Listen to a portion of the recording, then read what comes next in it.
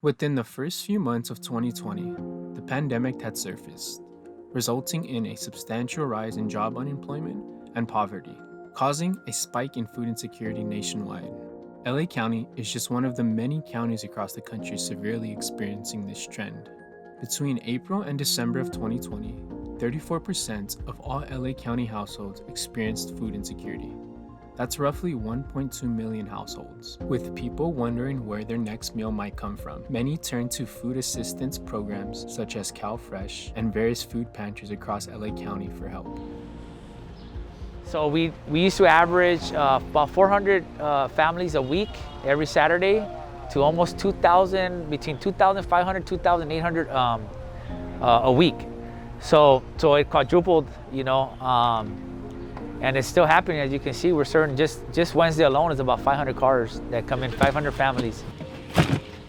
I mean, it wouldn't even be here about 5-10 minutes. We already had people lined up and we were just pushing it out. It's been over a year since the pandemic first began, and rates of food insecurity across the county have improved, but compared to pre-pandemic levels, a substantial amount of households are still experiencing some sort of food insecurity. Okay, the lady on the front is gonna help to make appointment, okay? What most people with food insecurity, what we've learned is if we can help them with like 60 pounds of groceries, that saves them about $100 or $200, right, for that week, right?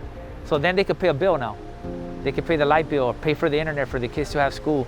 So that's kind of the trade that we do. We give you the food, at least you can pay a few more bills. In partnership with the Los Angeles County Emergency Food Security Branch, the USC Dorns Life Public Exchange assembled a team of researchers to understand the impact of the pandemic on food insecurity. When the pandemic hit, we were seeing like a quarter of households just that in a month experiencing food insecurity, and it's dropped off a bit since then, but it's still 10% of LA County households every month are having this experience, which is a lot higher than what we would expect in a normal month. It's really impacted low-income communities and people of color much more than others. So the rates of food insecurity when we looked over all of 2020 was about 20% of non-Hispanic white population in LA County, but 40% of Hispanics experienced food insecurity during the pandemic. Really the main causes or the main risk factors are low income and poverty,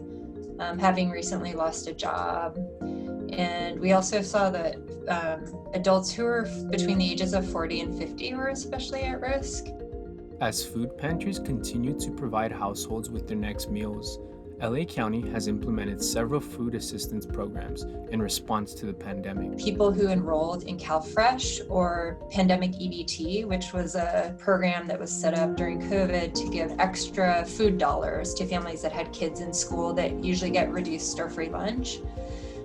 So they were getting extra EBT cards to spend on food, like at food retailers, just like the SNAP cards.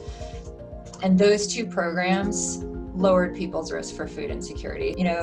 How quickly is the recovery going to happen? And it does seem like this time, there's a lot of investment being made into getting people back to work and getting money out to folks that might have like overdue rent. And now that kids are back at school and getting like school meals and things like that, we are hopeful, I would say, that the recovery will happen more quickly.